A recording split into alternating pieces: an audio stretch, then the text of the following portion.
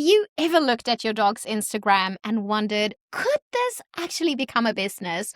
Could those likes and comments be turned into something real? Or have you held back because you felt it was too salesy or you weren't sure anyone would actually pay you? Well, you are not alone, and that is exactly what we're diving into on today's episode of Tails and Tones. But before we dig into that, I just want to give you guys a quick thank you and shout out to everyone that has joined our waitlist. We are gearing up to actually launch our crowdfunding, which we are so excited for, and hoping to get enough money on there so that we can bring this bowl to life. So thank you for being part of this journey and supporting us. If you have not joined our list yet and you would love to, I will link it up in our show notes or go to our Instagram. It is in our link in bio. Alrighty, let's dig in. Hi there and welcome to Tails and Tones. I'm your host, Mariska Nell, also known as Piper's mom. So today I'm sitting down with Robin Waite. He's a business coach. He's the best-selling author of Take Your Shot. He's the founder of Fearless Business and someone who has helped thousands of entrepreneurs build profitable businesses and create more freedom in their lives. He's coached some of the biggest names online, from Ali Abdaal to Simon Squibb, and he is also a Help Bank ambassador. But there is one question I can't wait to ask him, and that is, what is one thing his dogs have taught him about business that no book ever could? Stick around for that one. Please give a pawsome welcome to our guest, Robin Waite. So, Robin, welcome to the podcast. Thank you, Mariska. It's a pleasure to be here. You're most welcome. Robin, for our listeners who may be new to you and your work, could you introduce yourself? Yeah, absolutely. You can probably tell by a few of the grey hairs in my beard that I've been in business for a little while now. So just ticking over 22 years. The first 12 of that was spent running a marketing agency doing web design and branding. I sold that for a small sum in 2016 just for a change of lifestyle and spend a bit more time with my young family. I was between daughters when I sold the business, and it gave me a good opportunity just to hang out with them when Soph, my youngest, was little. And then, I kind of went through a bit of a hiatus, didn't really know what I had as a plan. Started going to networking meetings just because I've always been passionate about business. And of course, the first question they always ask is, what do you do? And I said, well, nothing, which generally piques people's curiosity because they wonder why you're at a networking event when you're doing nothing. And when they found out I sold an agency, essentially a lot of people wanted to bribe me with free coffee and cake to pick my brains and figure out how they could build and sell their businesses. So been coaching now for the last 10 years. Absolutely love what I do. I'm so deeply passionate about small business owners having success in their businesses, growing a business to a point whereby it can run itself, getting to a point whereby they can confidently charge more than their competitors. And really what it's all about is making sure that you're having some fun and fulfillment along the way, creating a bit of freedom for yourself, whilst also getting the bills paid. So that's my goal in life. So obviously, founder of Fearless Business. I've got several best-selling books now, multiples. I've got a podcast, a YouTube channel, all sorts of different things as well, where people can learn about all things business. Sounds fantastic. And I'm so glad you mentioned that, coffee and cake. And I believe carrot cake is a favorite. So if you ever come to Dubai, I'm taking you to Lime Tree Cafe, which has got the best carrot cake in the whole of UAE. And fair warning, it is very dog friendly. So you might have some Excellent. four-legged company as well. So yes, definitely next time. Carrot cake and dogs. What's not to like about that? Well, I might be back there in January again for Billion Followers Summit. So we'll see. Amazing. That sounds great. And there's so many interesting facts around you and what you do. And one of it I heard is that you actually have a Guinness World Record. So please do share a little bit about that story. Well, actually, I can show you the Guinness World Record because I have it. Ooh. So it's the actual official Guinness World Record that I still keep on that's a very hallowed area of my office over there with all of my various different awards and things like that. So the Guinness World Record, I'd like to think that it was a solo effort, but it wasn't. It was a team effort. I took part in the largest business networking, speed networking event at the time. So, and it even says on here, we had 487 people who did speed networking over the course of an hour, which was pretty chaotic, but also a lot of fun. Wow, that sounds so cool. And fun fact, I am also part of Guinness World Records for one of the people, or actually for the most people wearing capes in a run event. And that was 3,957. And that was during the Dubai Marathon earlier this year. So That's epic. That's there you wild. go. Love it. I didn't do the whole race with the cape, though. I took it off after some time because, yeah, it was my first marathon. I didn't want to, put too much pressure on myself, but what do you know? So, yeah, fun fact. Love it. And obviously, you have been working with so many different people. And a lot of our listeners are actually dog moms, dog dads that is like dabbling on social media, and their dog, has their own Instagram and following, and just like, getting corporate sponsors and all sorts of fun things. At what point would you say does this hobby or Instagram account actually become a business? Gosh, that's a good question. I think it becomes a business whenever you deem it to be a business. If you want to make it, if it's already a massive part of your lifestyle and you're able to monetize it, and then it gives you maybe the freedom to start to think about going part-time in your 9 to 5 or even winding it down. Well, I guess once you're earning a living from it, then that's a business, right? But I suppose what a lot of people don't realize is most business owners, believe it or not, can only think about 3 weeks into the future. We can only imagine very short term. And this is something which I've learned a lot over the years as I've come into contact with sort of multiple entrepreneurs, business owners, creators. And you can test this because, and this is an invitation to anyone listening or watching this, if you look at your diary, I can guarantee the next week, chock-a-block, you've got loads of stuff planned in there. 2 weeks out is probably about 40 to 60% full. By the time we get to 3 weeks out, you've probably only got about 20% of your diary filled up, and 4 weeks out, there's nothing in there. So it's a clue that we can only think sort of short term. So I'm always minded and mindful to remind people that basically, it's very cliche, but make a plan. Like if you're starting to make that transition from sort of hobby, part-time work into turning this into a full-time gig, start to think about what does 6 months out look like? What does a year out look like? What does 2 years out look like? How can you start to build up a rainy day fund for yourself, for example, so that, if there's a downturn, you're maybe not getting those sponsorships or partnerships coming through for whatever reason, you've actually got a bit of money to fall back on. So just a little bit of just simple business planning, financial planning, just to give yourself that future security is massively important, because it doesn't matter what business you're in, there's ups and downs. It's never a straight line to success. And for many creators, they are very often kind of offered this like exposure. And I know when I started out with my art career as well, like everyone wants to give you exposure instead of payment. But honestly, the last time I checked, my bank doesn't accept exposure as like a mortgage payment. So how do people actually start charging for what they do without feeling like very salesy? Like, when you get that ick kind of feeling, because for me, it always feels like that. Yeah, great question. So one of the things to think about is, again, bearing in mind what I just said there about sort of short-term thinking, I think there's a temptation to kind of make things very short-term and transactional. So I'll scratch my back if you scratch your back. Excuse the pun. Obviously, we've got lots of dog owners out there and cat owners out there. I'll scratch my back, you scratch mine. And then we base a success or failure of it based on that one interaction with, that exposure. I actually like to see partnerships as being probably one of the longest term marketing strategies out of the 3 sort of time horizons when we're doing marketing. I'll pray see it, because obviously I don't want to go spend the whole podcast necessarily talking about marketing. Marketing happens over 3 time horizons: short, mid, and long term. Remember here that partnerships is actually long term, not short term. So we just don't want a quick bit of exposure and then that be it, because there might be potential that person we're partnering up with has already built a large audience. So there's opportunities there to leverage that. So, but to summarize the 3, we've got short term marketing, which tends to be things like you pay $1 into the meter every single day, social media and paid ads, generally things which you kind of have to keep on feeding the machine. And then if you stop feeding the machine, you drop off the news feeds. And then, there's this constant grind of having to crank that handle.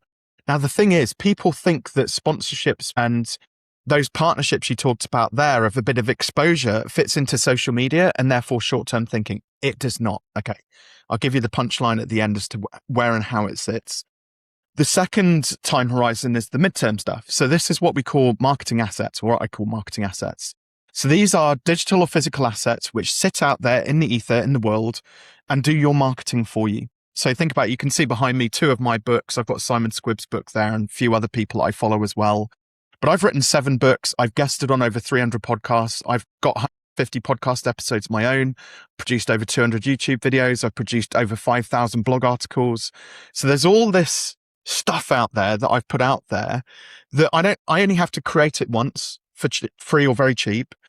And then people can search on Google or AI and they stumble across my stuff, my books, or get it referred to them.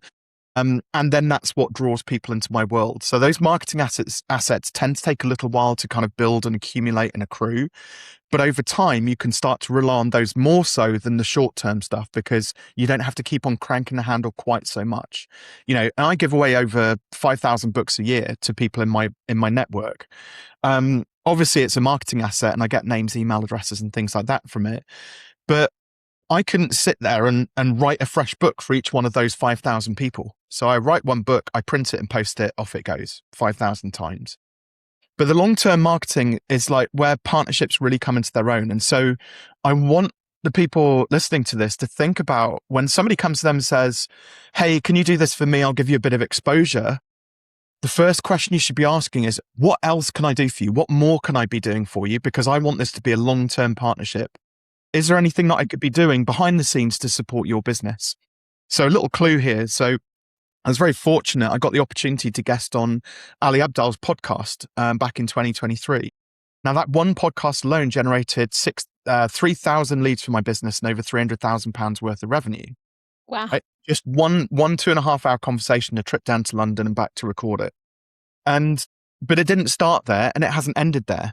3 years before that, me and Ali came into one another's world through a mutual connection. And I just got in the trenches with him. He was having a few challenges with his business, some products he wanted to launch, and I helped him reprice them before launch. And it was a very successful launch. And that one product, Part-Time YouTuber Academy, has gone on to do $20 million, right? Wow. Now, if I'd thought short term and thought, hey, can you pay me money for that? Or can I, if it was all about Robin, I don't think 3 years down the line after meeting him that I would have had that invitation and opportunity to partner up on the podcast. He is also, so no money has ever exchanged hands between us. We just help each other out.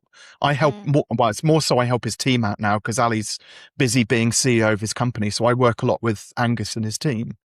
And 3 years on, I'm still doing work for them for free because I know that there's this partnership here, this quid pro quo that I help him, he helps me. It's not just one piece of exposure. There's multiple touch points. There's introductions that can be made there. I've been able to introduce him to other people in my network.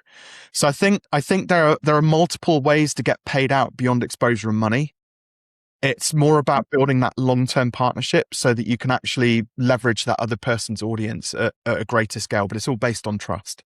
Yeah. And I think that is something really key that you touched on because, to have this almost as like a relationship you're building, whereas I feel a lot of the brands that come for these exposure kind of things, they are also not looking at this as like a long time. It's like a one deal like kind of thing. So I think that is where you can ask these follow-up questions and like, what are we looking at 1, 3, 5, and maybe 10 years down the line. So yeah, thank you so much for that. Well, and you've also only got to look at Steve Bartlett as well, like Diary of a CEO. For years he had the bottles of Huel in his Huel t-shirt, sat on the desk when he was interviewing people. Then eventually Huel sponsored him and now he's an investor in Huel. So that's another great example of a symbiotic relationship where the two brands have been able to come together with the product, and do something really incredible there. So I think that's something to bear in mind. The other thing Steve Bartlett has always said is that he only does partnerships with brands that he believes in, things that he would actually buy. Same as me. I only invest in businesses that I would buy their products or services myself. So I think, again, if a brand approaches you to do a deal, you really got to be thinking about, am I doing this for the money or am I doing it because I really like what that brand is about? And again, you're going to find it far easier to build that relationship up if you both love one another's brands enough that it's going to be a long-term thing.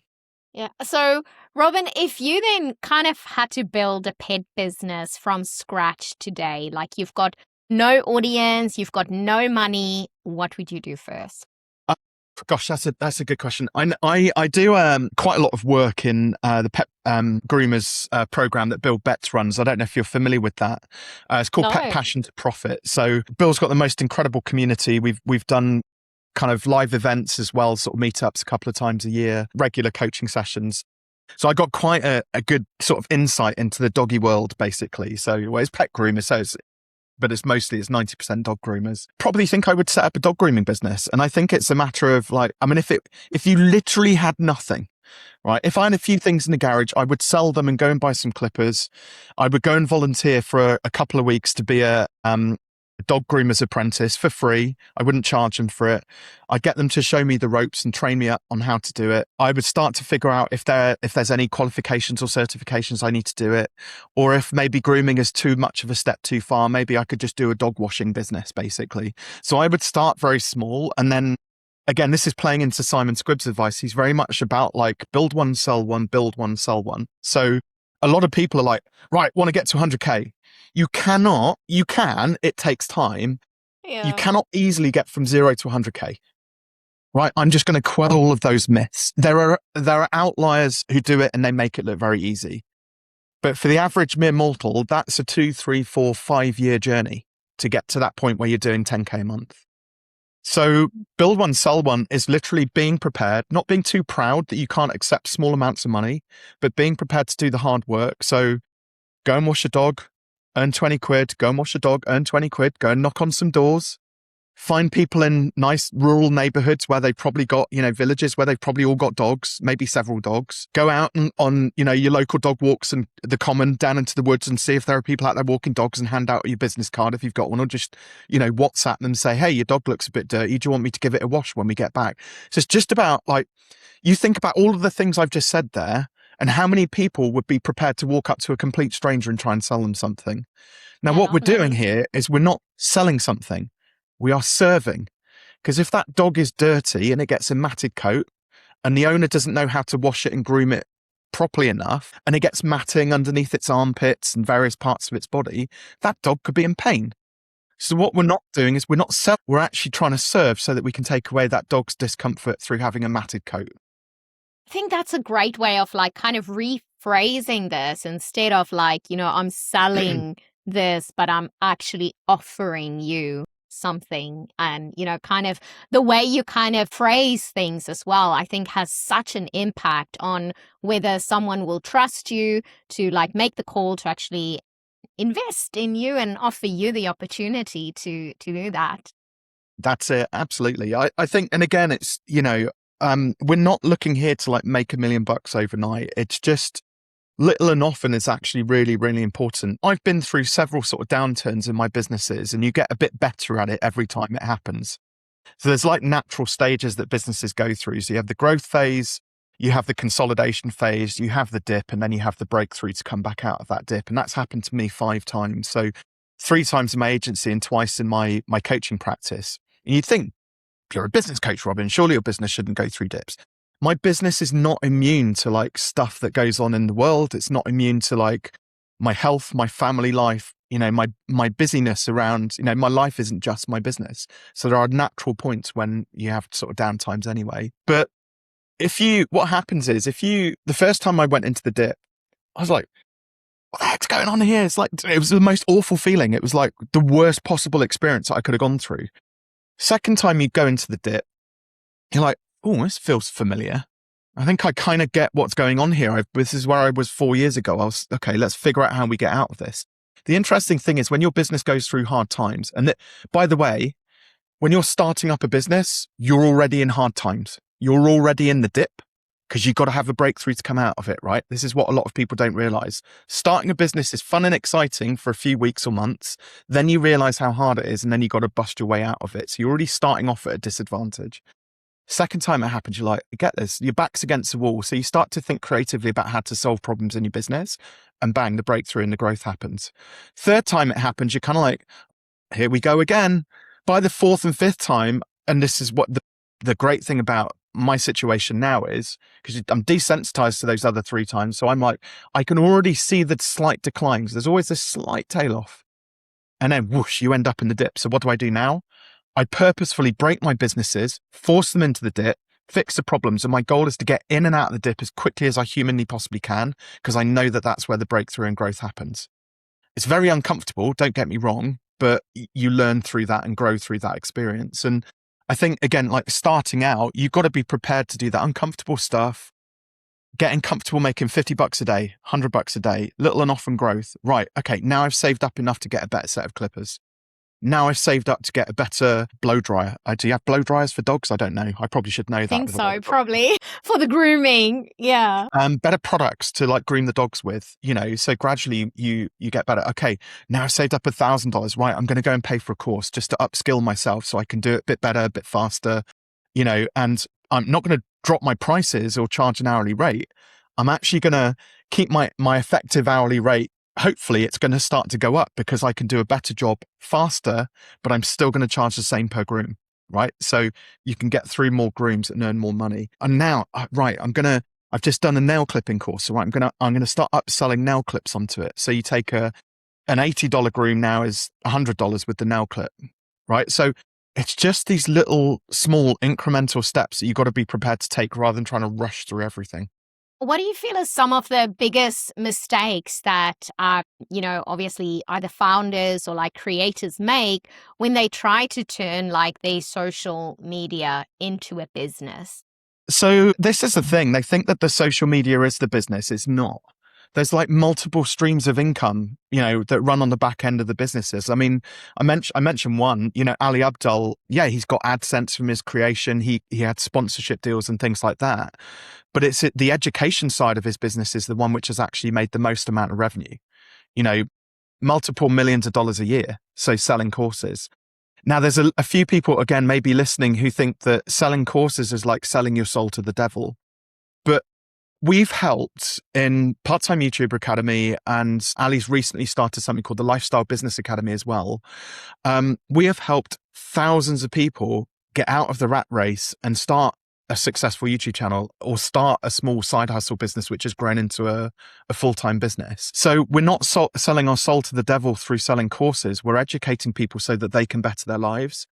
And I think, there might be some creators out there who are like, I don't really want to run a course. I don't really want to have staff do it. Blah, blah, blah, blah, blah. There are ways to kind of work around it and make it fit. So for example, like again, with Ali, he wanted to do like a passive income style course, not teaching people how to do passive income. He wanted PTYA to earn him passive income. I was like, look, Ali, I think you're underselling yourself here. I think at the time he had just under 1 million subscribers. I was like, these people love you. They like your raving fans. They would love to spend some time learning directly from you. And I think you could charge considerably more for that. And he was like, oh, but I don't really want to have to do weekly calls like 3 months or 6 months. I kind of just want a bit of freedom and independence, But I was like, well, what would you be prepared to do? And he's like, well, I think I could probably do 6 weeks.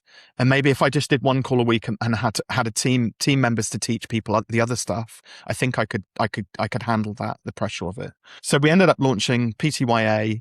It was a 6-week course. Ali dipped in, but the price Ali was going to launch was just under $300. We ended up launching at $1,500.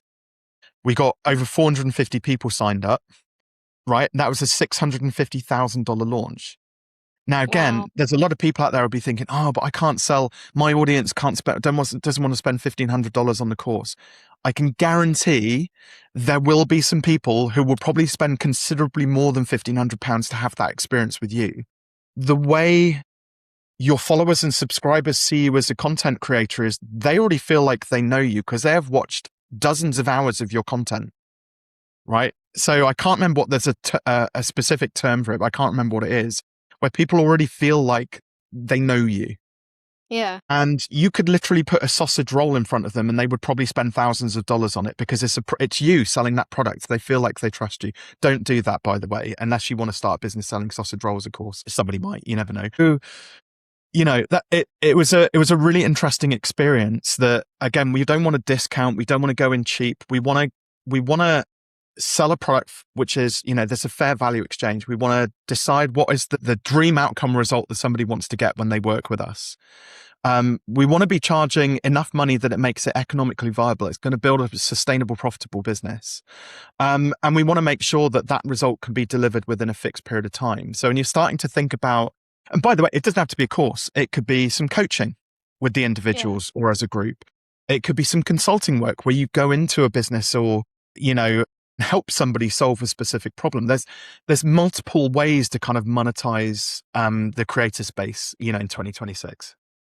And I feel that's like such a big opportunity, but often one of the barriers that so many people has talked to me about is that waiting for perfection. So some of us won't launch something until it is like the best.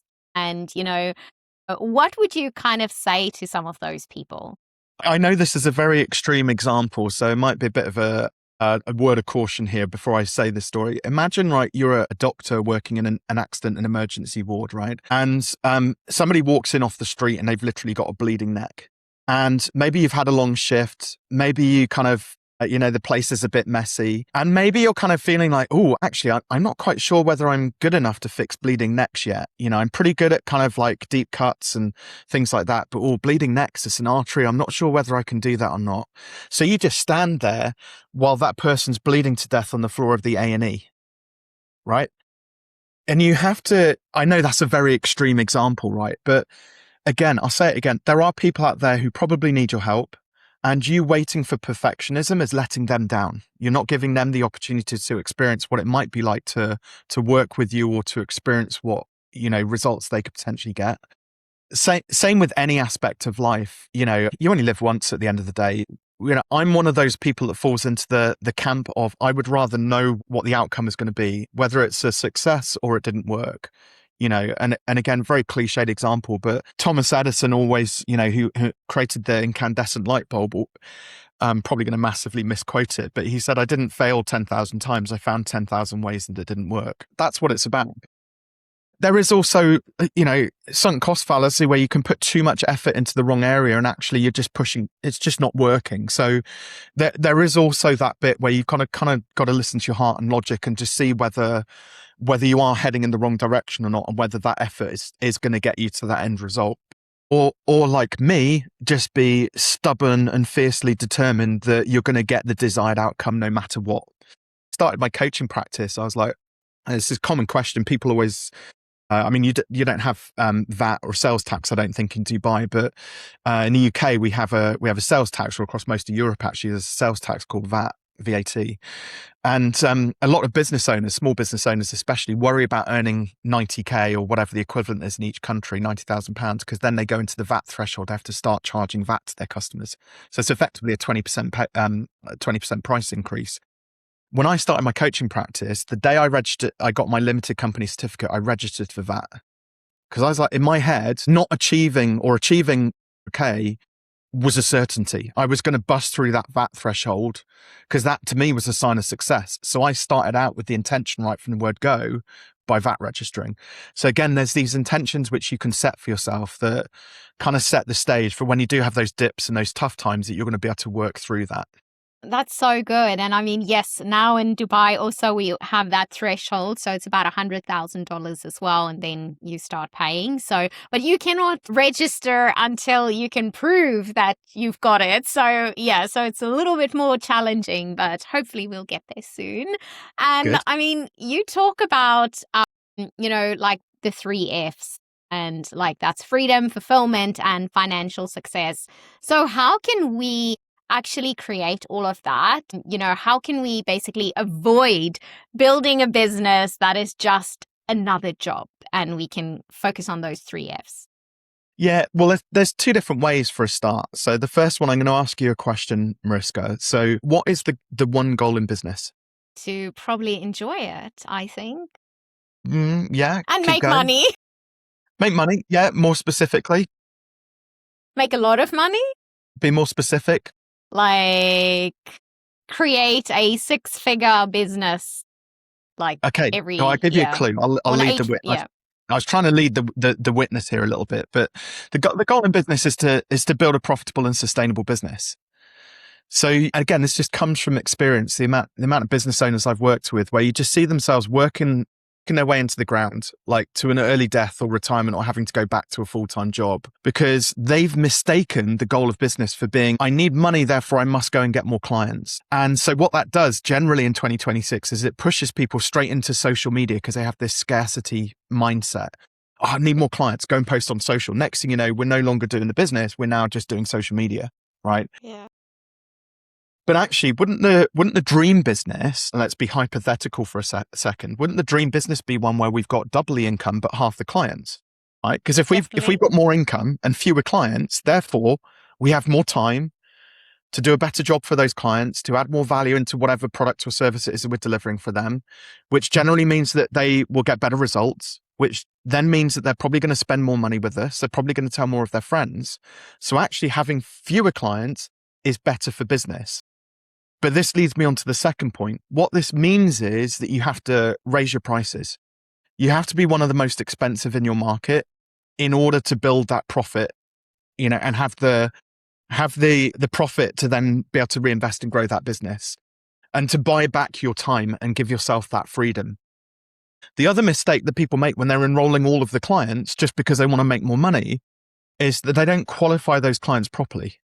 So what inevitably happens is, I've been guilty of this in my agency days, certainly, where we've taken a client on for the money, and then 3 weeks later, you realize that they're just a complete idiot, and all they're doing is just causing problems within your business. And it's very stressful.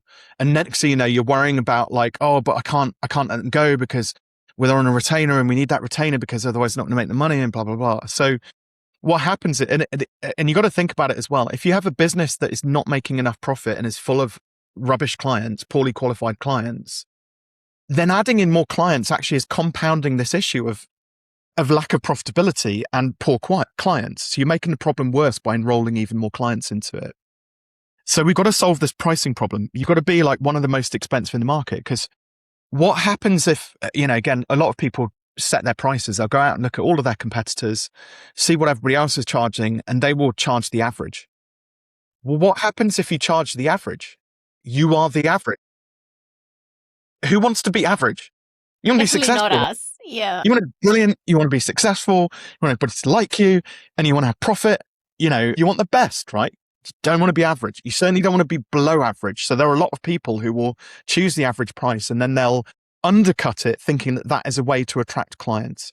So all you get is low value clients who don't really get the value delivering in your work, and it's just messy. So if you're looking at your competitors, at least try and price yourself in that top 10% of those, pricing wise. That's a simple equation. And then we run into, well, okay, longer term, what does that look like? It's going back to what I said right at the start, when we're starting to think about making a plan, business wise. And I have this sort of framework. It's called a one-page business plan. And it's five simple questions. Maybe Mariska, we could go through this live. Okay. So, what would your dream revenue be if you could get to it? I would like to do at least, let's say, like get to a point where I'm doing like 100K a month. Okay. 100K a month. Okay. So big business, yes. Right? So that's first big question. Dreams. Second question is, so what product or service are you going to sell? So basically our pet products, so our elevated food and water bowls, because there's so many dogs that needs this instead of going for extra expensive medical treatments. Okay, so average sale is about how much? Between $149 and $199. So you got to sell 5,000 products a month to make 100K. Yes. On the more expensive. Okay. So 5,000. So what we do now is all I did there, was I took the big number, K a month, divided it by the smaller number, the cost of your product, which I rounded up to £200 because it was just or $200 because it was just easier. And then what we ended up with was the amount of capacity we need to fulfill. So 5,000 units. Okay. So is that realistic, achievable?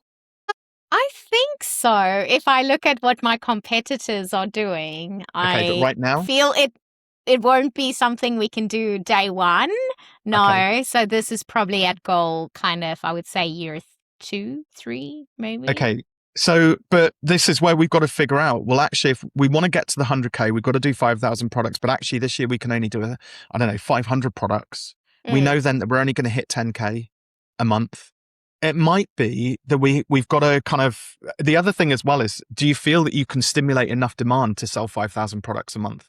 At the moment, no, but Okay. we're growing to get there. So that's kind of working on a crowdfunding. And so think about, the economics around supply and demand. Okay. But it's business 101. So we have supply, we have demand. Okay. Now, in an ideal world, supply equals demand. We need 5,000 products. We've got 5,000 buyers. Boom. Match made in heaven. But the moment we've only got 4,999 buyers and 5,000 products, demand is lower than supply, which devalues your product. And it forces people then, because they want to stimulate demand, and they think the way to do that is to reduce prices. So we'll reduce our prices, and we think that that's going to be the thing which will stimulate demand to sell that 5,000th product. It's very counterintuitive, but it doesn't actually work like that. What happens is when you reduce your prices, you're signaling to the market that we have an oversupply in the market. We've got too many products now, not enough supply, not enough demand. Now, all of a sudden, you're kind of like moving towards the average. You're decreasing the perceived value of your products. Who wants to buy the lower value product? Who wants the low price Ferrari, the low price Rolex, the low price whatever? Like nobody really does aspirationally wise. There are some people who just buy the cheapest of everything, but you'll find that they, buy cheap, buy twice, right? So instead, what we want to do, if we want to start to stimulate more demand, is we want to signal to the market that we're exclusive. So we raise our prices, okay? And actually, it's okay then if demand drops a bit, because we're making far more profit every time we raise our prices. Most people assume that if they raise their prices by just 5%, they've only got to sell 5% more of the same product. Or sorry, they can sell 5% less of the same product to make the same net profit. It doesn't work like that. You raise your prices by 5%. You can actually afford to sell 11% fewer products to make the same net profit, because the money gets gobbled up there's a slight compounding effect which happens in your profit and loss. So by the time you get to 10% of a price increase, you can sell 22% fewer products, right? So we're working less and making the same, if not more money, okay? So there's all these kind of metrics which most people just don't take into consideration when they're just going through their business plan. How much revenue? What's the average selling price? How many units of capacity do I need to sell? Is that realistic? Can I stimulate the demand for it? Those 5 factors. The other thing as well, and this is I find all this stuff fascinating because I'm a numbers guy. I've loved maths like ever since I was a little boy.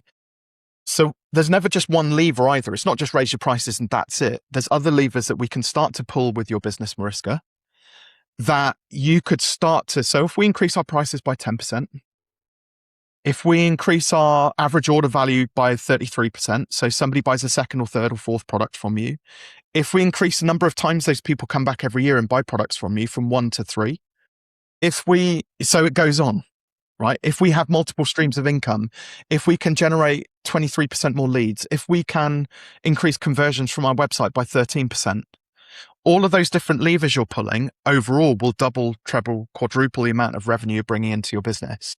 And those are all things that you should be measuring as a product-based business. And I think this is what they think, I'll make the product, I'll make, water bottles and people will buy it. It does not work like that. You have to be a master at stimulating demand. You have to be a master at understanding pricing and the economics in your business. And then, that's where kind of the real magic happens. All of those different things kind of lining up in your business. Oh, that's so interesting. And kind of, looking at that and like at that perspective, because obviously we are trying to get crowdfunding started because I made lots of mistakes in my business and decided to design the most advanced elevated food and water bowl I possibly could. And obviously, getting all the cost involved and stuff is quite expensive. But so launching a crowdfunding, hoping to actually fund it through that and by selling our first MOQs through that. So what would be some of the biggest things that you would focus now, like on over the next 90 days before, the crowdfunding? Really great question.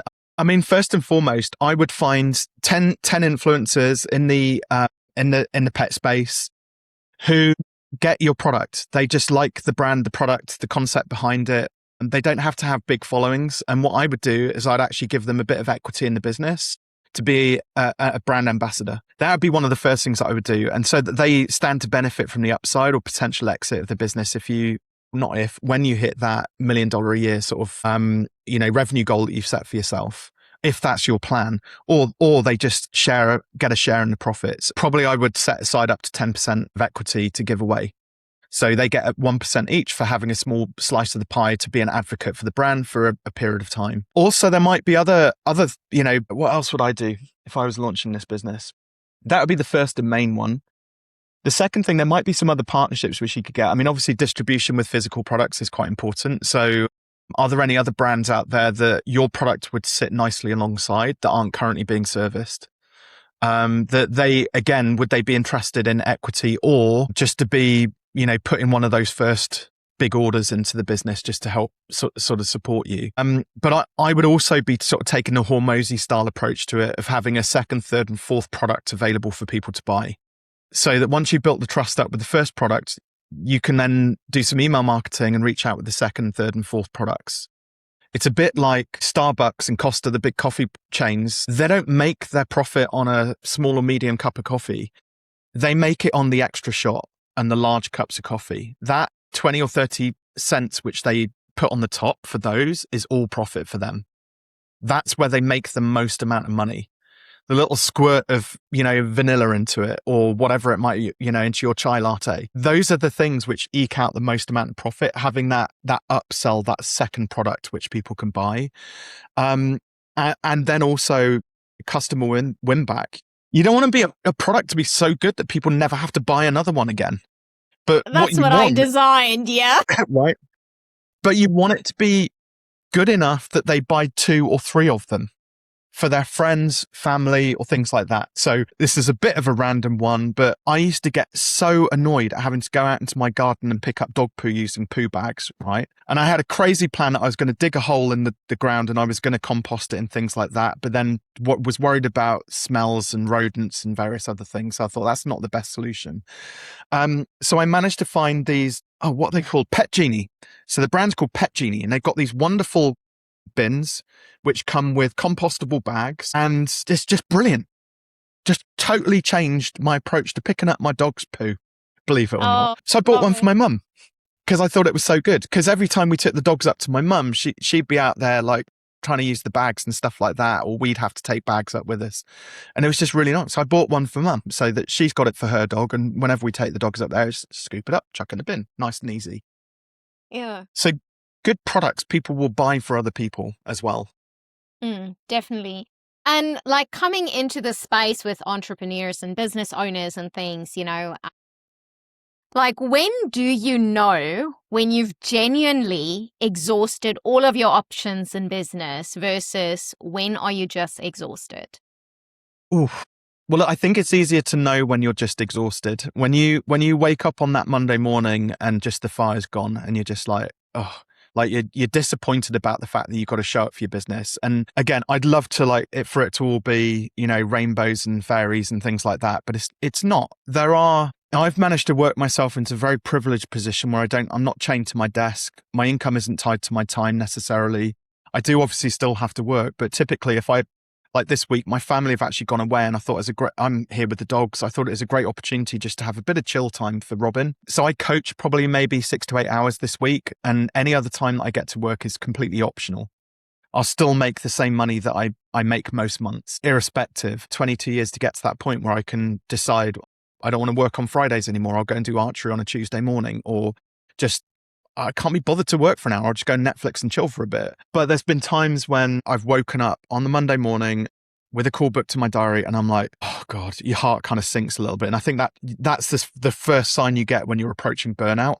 That's like an early warning sign. Most people fall into this whole hustle grind culture, which I just vehemently disagree with, especially as a permanent thing. Short term, when you're starting your business up, yeah, bit of hustle, bit of hard work, put the hours in. Yeah, you've got to build that momentum up. But once the flywheel's going, it should get, well, I wouldn't say it gets easier. You just start to learn how to move a little bit faster and more efficiently. With a business though, my marketing agency pushed me to the point where it's something I I've talked a little bit about on other podcasts, but one Sunday morning I was out with my cycling buddies on a ride. I went down a hill at 52.5 miles an hour on this push bike, and I broke down. I just burst into floods of tears at the bottom of this hill, just because obviously all the adrenaline and everything like kind of kicked in and then washed away, and then bang, just had a breakdown. And my buddies are like, geez, Rob, what's up? And I was like, don't worry, go and get me some coffee and cake lined up at the shop, and I'll meet you there, because we're only a few miles off the ride. I just need a bit of space. And in that moment, I realized, I just knew that I was done with the agency, the late nights, the difficult clients, the being away at weekends quite regularly, trying to work just to grow the business and things like that. But I didn't know, unfortunately, what I know now back then. I also didn't have the right mentors, I don't think, around me to give me the best advice at the time. And so the only option I saw in my head, and bearing in mind, my wife was 8 months pregnant, I went home and said, look, I've made a decision with the business. And she's like, yay, what are we going to do? And I said, I'm going to close it on Monday. So of course, it's like, we went from yay to, oh, international sign of distress went up. Few choice words. Wow. Yeah. But she's been incredibly supportive, and obviously, because, here we are, on the flip side of that 10 years later, and I've got an incredibly successful coaching practice and amazing wife and family, and we've got a great life. In the mire, though, I just knew that it was the right thing to close the business down. I was fortunate that somebody did swoop in and say, hey, listen, I'd like to buy your client list and some IP off you. And I had a good earn out over a couple of years, so it took the pressure off financially. Not everybody gets that opportunity when you hit breaking point. It's kind of like the wheels fall off and you're left with a load of debt. I've always been very careful with my businesses not to borrow money if I can get away with it. Yeah. So I have no debt in my coaching practice. If I just decided, right, I'm going to close it today, I'd probably be able to withdraw a bit from my business bank account, pay HMRC, and I'm kind of the tax man, and I'm kind of done at that point. So there's a few things that you can put in place to kind of shore yourself up. I think, building up a rainy day fund is so important. People who run businesses like the world over, they literally live hand to mouth. They earn money, they spend it, earn money, spend it. They treat the business's money like it's their own. It's not. It's your business. It is your finances. They're two separate entities, and you need to keep them that way. And your business, like cash, is like oxygen to your business. It needs cash in order for it to survive and breathe and grow. And so I'm always, and like everybody has their number. You've talked about your revenue goals, but I bet there's a number as well that if you had that sat in a bank, you wouldn't wake up in the morning worrying. Yeah, definitely. Right? Definitely.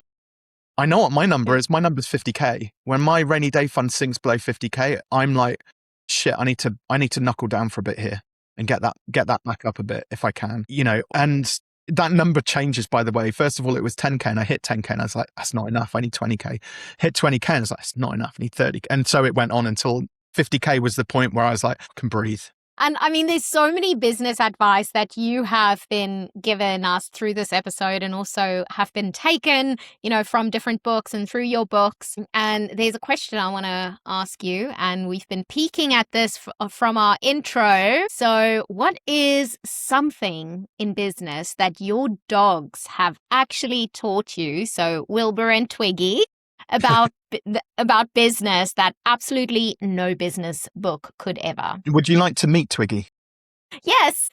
Hello. She needs a bit of a trim, actually. She's getting into the, I trimmed her about 4 weeks ago, so she's starting to get a little bit hairy. So she's a wire-haired dachshund. She had no idea what's going on at all. There you go, Twigs. She was just sleeping. Here we go. Anxious yawning. The biggest lesson that I've learned from these two, so Twiggy and Wilbur, the amount of people who just sit and stare at their screen procrastinating and just, trying to push stuff out on social media and churning through emails and really not making any progress with their business. I recognize that that became a really big thing for me during lockdown. And I realized the amount of time I was just procrastinating, just sitting at my desk, not really doing anything sort of massively productive to move the business forward. So what I've learned now is, because these guys always need a walk, so whenever I start procrastinating, I'm like, right, down tools, switch the computer off. And Twiggy and Wilbur normally get a walk out of me, somewhere up in the Cotswold Hills and countryside. I think again, like, I'm not into hustle and grind culture. I'm not into like busting yourself until you burn out and break yourself. Business should be fun. You should have the freedom to roam. Yeah, that's awesome. They're always my reminder to take a break. I love that. And yeah, it is a great time for people to take a break and, go and have a walk with their dogs as well. So, yeah. And Robin, for anyone that's kind of listening today that has been sitting on maybe like an idea for months or even years, and they are waiting for this perfect moment to start, what would you tell them? There's never a perfect time. It's like having children. There's never a perfect time to have kids or dogs or start a business. So I'm always a big fan, like I said, of just if you've got a burning idea that you think could help somebody, you just get after it. Just give it a shot. What's the worst case that can happen? One, you might look a bit stupid, but everybody's going to, if it doesn't work out, that's everybody's biggest fear is I'll look a bit dumb. But actually the reality is most of your peer group friends, your real friends will support you. The people who don't really get it, they'll be busy tomorrow and just forget about it. The second thing that could happen is you might lose a bit of money. Money is always, I could do a whole podcast just on money mindset. We get so hung up on money. And I know I'm speaking from a privileged place, but it's a privileged place that comes from 22 years worth of, just solid focus on growing my businesses and working towards my own end goals. You can always make more money, whether it's a job or another business idea or dog walking, doesn't matter. You can make money in so many different ways in 2026. So if you can get over those two big fears around losing some money and looking a bit dumb, there's not actually that much that can go wrong, but the potential upside could be huge. Could be life-changing. If you build that 100K a month business, Mariska, and imagine what you could do as a result of that. Imagine the people that you've served and helped as a result of that. So the potential, tiny little downside, bit of money and looking a bit stupid, massive potential upside. Yeah. Wow. And Robin, where can our Tails and Tones community find you? Yeah, absolutely. So I have a YouTube channel. So if you just go and search for Robin Waite, I'm sure you'll probably pop a link somewhere on around the video as well, the podcast. I'm on LinkedIn as well. So if you want to reach out to me directly and ask any questions, do connect on LinkedIn. Just remind me that you heard me on the podcast here, Tails and Tones podcast. But also I do have a gift as well, Mariska, for your listeners too. So I've got two actually. So take your shot. So if you do have a business already and you want to learn how to grow the business, package up your services. So take your shot. You can get that at fearless.biz/TYS. And my second book's actually just come out as well. So I have like an interactive digital version of that, which people can grab hold of a copy too. So that's if you've got an established business, but maybe you're not making the money you want to, that's a great book. And that one's at fearlesspricing.co.uk. And we will link that all up in our show notes. And I would also definitely recommend to go onto your website and do that Fearless Pricing Scorecard. Because, I have to admit that I got 40%. So I feel there's lots of room for improvement. But so people can go and, do that. And let us know what your scores are. We would love to know. Imagine if everybody had like a business MBA and they scored 90% in the scorecard. I'd be out of a job, wouldn't I, Mariska?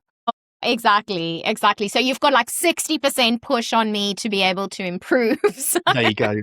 Yeah, ideal. Well, I didn't get a chance to ask the question because So one of my big things is about like business should also be a business for good. It shouldn't just be there to benefit the founder or the people working that business. I think so for Ocean, essentially what I do is every time a client joins one of my programs, I make a small donation.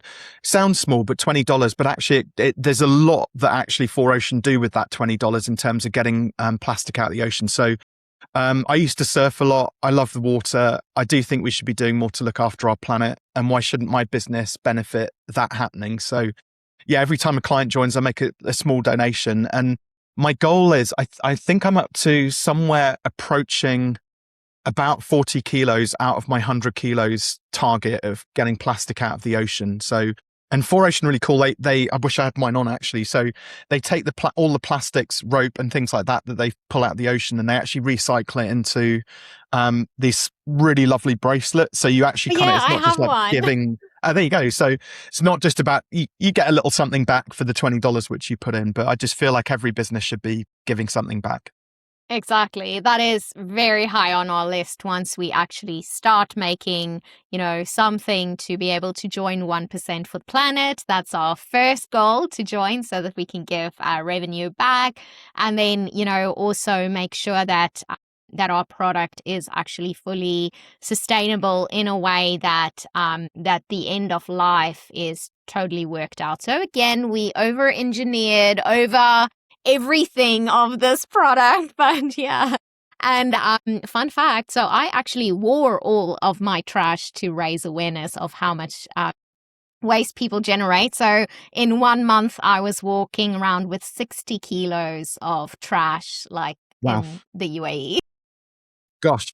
Well, your next marathon, maybe that could be something which you do to raise awareness, is rather than wearing a cape, you actually wear a trash can or something like that. Oh my gosh. I don't know if I can run even 1 kilometer in that. Well, Robin, thank you so much for being on the podcast. It's been an absolute pleasure. This has been a lot of fun. Thank you. If there's one thing I'm taking away from this conversation, it is that you don't need permission or a huge following or a pile of money to start. Robin said it himself, build it, launch it, make it better later. And when he talked about the grooming business, whatever your business is, that dog account you love, that community that already shows up for you, that is not someday. That is the beginning of something real. So we talked about pricing, what you're worth, showing up with the same message, even when it feels like very repetitive. And the differences it makes between quitting and simply needing to push a little bit harder. But the part that'll stick with me the most is that our dogs teaches us so much every single day.